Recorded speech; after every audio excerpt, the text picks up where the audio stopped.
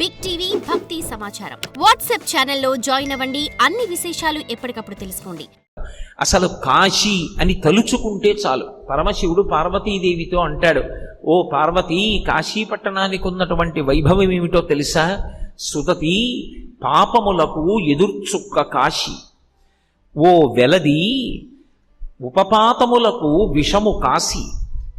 ఓ కళ్యాణి, కళ్యాణముల కాటపట్టు కాశీ. ఓ భామ, ముక్తికి పుట్టినిల్లు కాశీ. కాశీ పట్టణానికి ఉన్నటువంటి గొప్పతనం ఏమిటి అంటే, ఓ సుదతి, పార్వతీదేవిని పిలిచి అంటాడు, పాపములకు ఎదుర్చుక్క కాశీ. కాశీ పట్టణం లోపలికి వెడుతుంటేనే రోమకూపములను ఆశ్రయించి ఉన్నటువంటి పాపరాశి పక్షి రూపంలో ఎగిరిపోయి చెట్లని పట్టుకుని ఉంటాయి. మళ్ళీ వాడు బయటికి వస్తాడేమోనని 9 రాత్రులు కాశీపట్టణంలో ఎవరు పులిమేర దాటకుండా గడుపుతారో ఇక వాడు మళ్ళీ 9 నెలలు అమ్మ కడుపులో పడుకోవలసిన అవసరం పోయింది. కాబట్టి ఇక ఆ పాపములు ఆ వ్యక్తిని పట్టుకుని ప్రయోజనం ఉండదు. కాబట్టి ఇక ఆ పాపములు అక్కడతో వెళ్ళిపోతాయి, ఇక వ్యక్తిని పట్టుకోవు. అందుకే కాశీపట్టణంలోకి ప్రవేశించాలంటే కాలభైరవుని యొక్క అనుమతి ఉండాలి.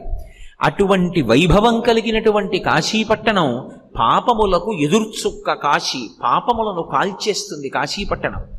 రెండవది, ఆ కాశీపట్టణానికి ఉండేటటువంటి గొప్పతనం ఏమి అంటే, అది ఉపపాతములకు విషము కాశీ.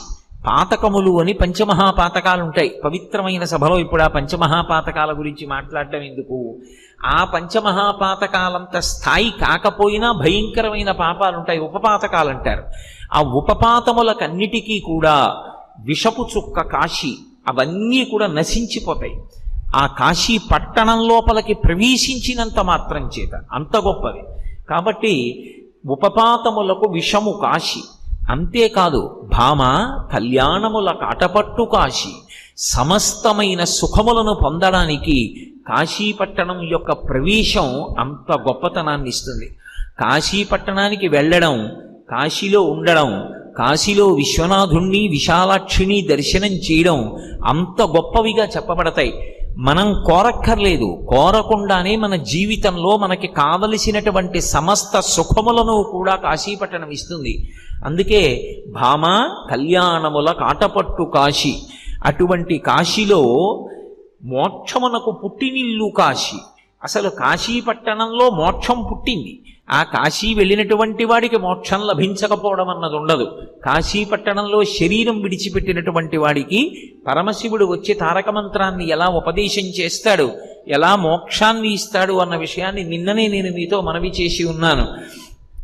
మహానుభావుడు పాలిండ్లు కదలంగ పసిడిపయ్యద వీచువ చలాధిపుని కూర్మి ఆడుబిడ్డ ధుత్కారమొనరించి తొండంబు ముక్కున శిఖరారావంబు జిలుకుడుంఠి ప్రత్యక్షమై వచ్చి భాగీరథీ గంగ మృదుల హస్తము సాచి మేను నివురు ప్రథమోత్తముండు భృంగి భయరక్షణార్థంబు పాలాగ్రమున తీర్చు భసితరేక దక్షిణ శృతిమీదుగా ధాత్రి త్రెళ్ళి పెద్ద నిద్రకు మాగన్ను పెట్టువేళ పంచజనులకు తారక బ్రహ్మ విద్య అభవుడుపదేశమునరించునప్పుడు కాశీ.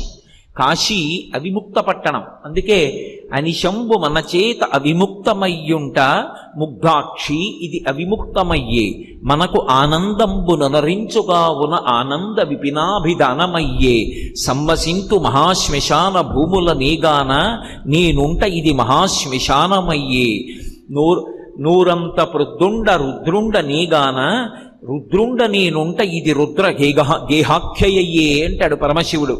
ఆయన మహానుభావుడు అక్కడ ఉన్నాడు కాబట్టి ఆ పట్టణం ఎప్పుడూ పార్వతీ పరమేశ్వరుల యొక్క స్పర్శని కోల్పోనటువంటి పట్టణం. ఆయనకి ఆనందం ఇచ్చేటటువంటి పట్టణం కాబట్టి ఆనంద విపినాభిధానమయ్యే, ఆనందకాననము అని పిలుస్తారు. అంత గొప్ప కాశీ పట్టణానికి ఒక లక్షణం ఉంటుంది. కాశీపట్టణంలో నాకు ఇది కావాలని అడగకూడదు. ఒక్క అన్నపూర్ణమ్మ దగ్గరికి వెళ్ళి అడగడం వినా ఎక్కడ అడగరు. ఎందుకంటే కాశీ వెళ్ళి అడగడానికి కావలసినంత శక్తి మనకి లేదు. మనకేమొచ్చు అడగడం. అందుకే కాశీ వెళ్ళి కొబ్బరికాయ తెచ్చుకున్నాడు రాను ముతక సామెత పుట్టింది. కాశీ వెళ్ళి కొబ్బరికాయ తెచ్చుకున్నాడు రా అని ఎందుకంటారంటే, విశ్వనాథుడు మోక్షాన్ని ఇచ్చేస్తాడు అక్కడ. అక్కడ ఉపపాతకములు పాపములు కాల్చేస్తాడు. కళ్యాణముల కాటపట్టు, ముక్తికి పుట్టినిల్లు విశ్వనాథుడు, శ్రీ విశాలాక్షి అక్కడ వచ్చినటువంటి భక్తజనులను అలా అనుగ్రహిస్తూ ఉంటారు. అటువంటి కాశీ పట్టణానికి వెళ్ళి విశ్వనాథుడి దగ్గర నిలబడి అడగమంటే మనకి ఏమొచ్చని అడుగుతాం? మహా అయితే వచ్చే సంవత్సరం నాకు ప్రమోషన్ రావాలని అడగాలి.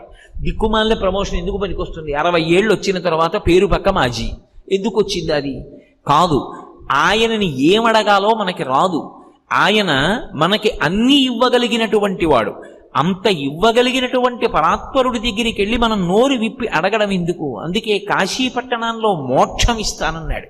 అక్కడికి వెళ్ళి కోరికలు కోరుకుంటే అది పరమేశ్వరునికి ఇష్టదాయకమైనదై ఉండదు.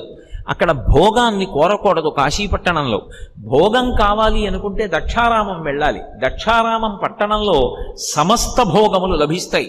అందుకే రాచనగర యందు మేడ మీద ఉంటాడు దక్షారామంలో ఉండేటటువంటి భీమనాథుడు.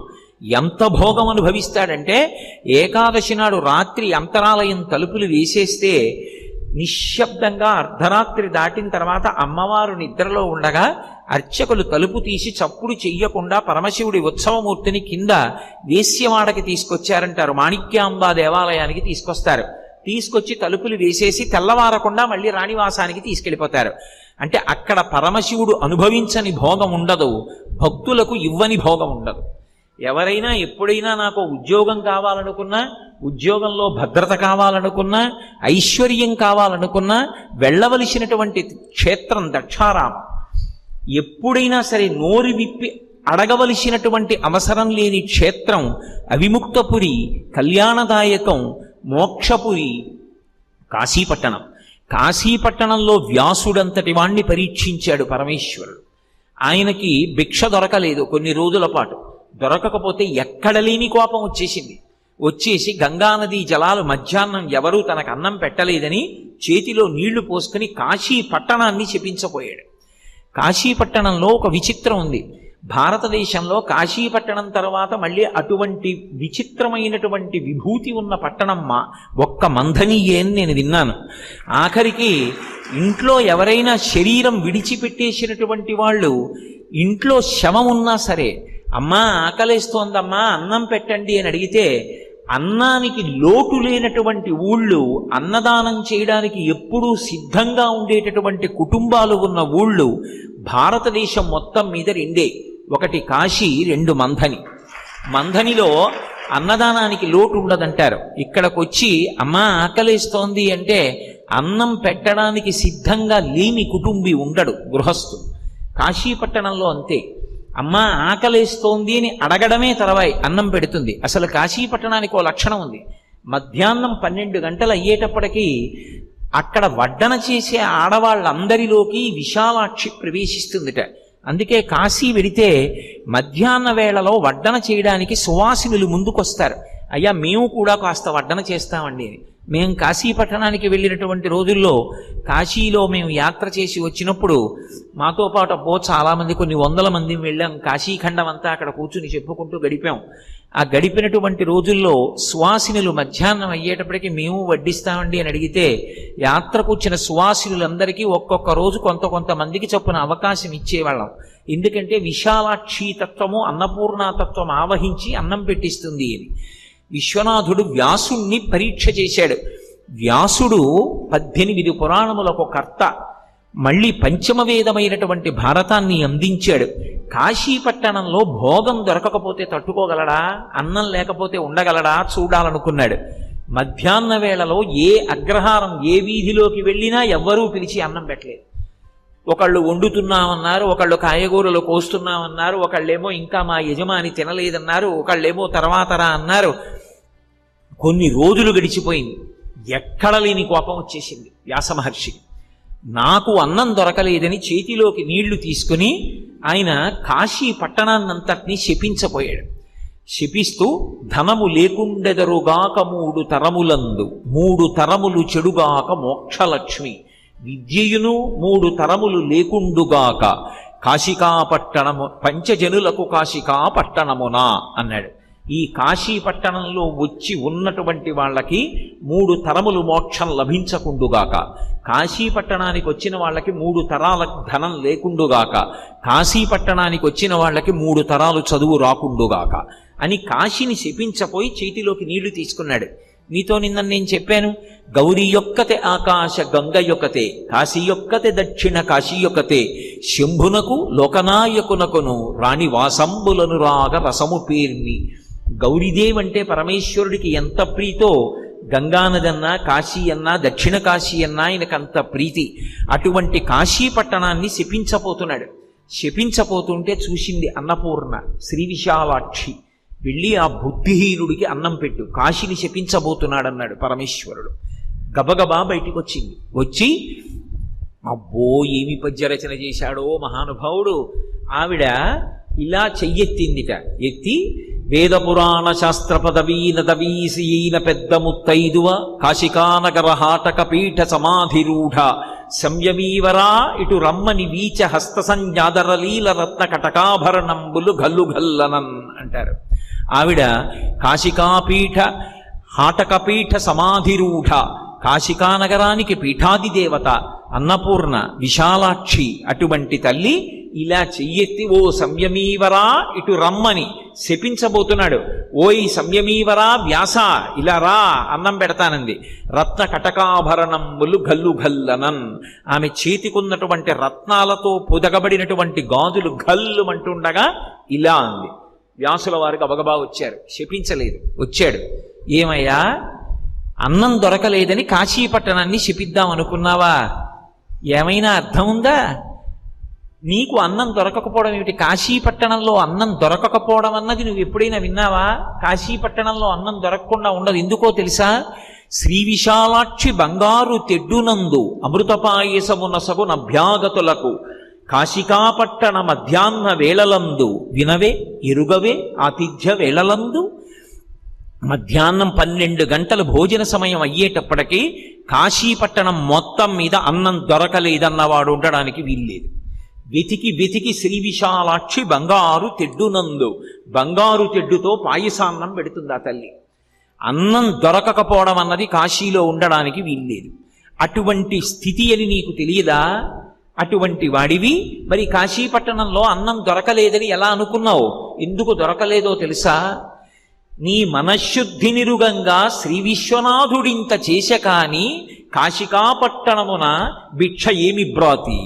నీ మనశ్శుద్ధి ఎంత గొప్పదో తెలుసుకోవాలని విశ్వనాథుడు పరీక్ష చేశాడు తప్ప, ఓయ్ పిచ్చివాడా వ్యాస కాశీపట్టణంలో అన్నం దొరకదటోయ్, నేను లేను అన్నం పెట్టడానికి, రా అన్నం పెడతాను. వెళ్ళాడు, గంగానదిలో స్నానం చేశాడు, సంధ్యావందనం చేసుకున్నాడు, శిష్యులతో వచ్చాడు, నెయ్యి వేసి అభిగారం చేసింది, పరిశేచనం చేశాడు, అన్నం తిన్నాడు, అయిపోయింది. విశ్రాంతి మంటపంలోకి వచ్చాడు. పరమశివుడితో కలిసి వచ్చింది పార్వతీదేవి. ఆయన్ని చూడగానే లేచి నిలబడి నమస్కారం చేసి పాదముల మీద పడ్డాడు. భోగాన్ని కోరుకుని అన్నం దొరకలేదని కాశీపట్టణాన్ని శపించడానికి సిద్ధపడినటువంటి ఓ వ్యాస, నువ్వు కాశీపట్టణంలో ఉండడానికి అర్హుడివి కావు, కాశీ విడిచిపెట్టి వెళ్ళిపోమన్నాడు. అంటే అప్పుడు కాశీపట్టణాన్ని విడిచిపెట్టి కాశీ చూడకుండా కాశీలో ఉండకుండా ఉండలేనని దక్షిణ కాశీ అయినటువంటి దక్షారామాన్ని చేరుకున్నాడు. అప్పుడే శ్రీనాథకృత భీమఖండం వచ్చింది. కాబట్టి కాశీపట్టణం అన్నపూర్ణకి నెలవు. మనమందరం వెడితే కాశీలో ఉన్నటువంటి అన్నపూర్ణాదేవిని, అమ్మా మాకు అన్నం పెట్టు, నా భార్యకి బిడ్డలకి బంధుజనులకు అన్నం పెట్టంటాం. శంకర భగవత్పాదులు అన్నపూర్ణాదేవి దగ్గరికి వెళ్ళి, మాతాచ పార్వతీదేవి పితాదేవో మహేశ్వర బాంధవా శివభక్తాశ్చ స్వదేశో భవనత్రయం అన్నారు. అమ్మా భోజనం చేయడానికి వచ్చాను, నాకు భోజనం పెట్టన్నారు. భోజనం పెట్టడానికి భోజనానికి పిలవడానికి ఒక మర్యాద ఉంటుంది. ఎవరైనా మన ఇంటికి వచ్చారనుకోండి, వారికి ఒక్కరికి అన్నం పెడతాననకూడదు. వారితో ఎవరొచ్చారో వారికి కూడా అంత ఆదరంతో అన్నం పెట్టాలి.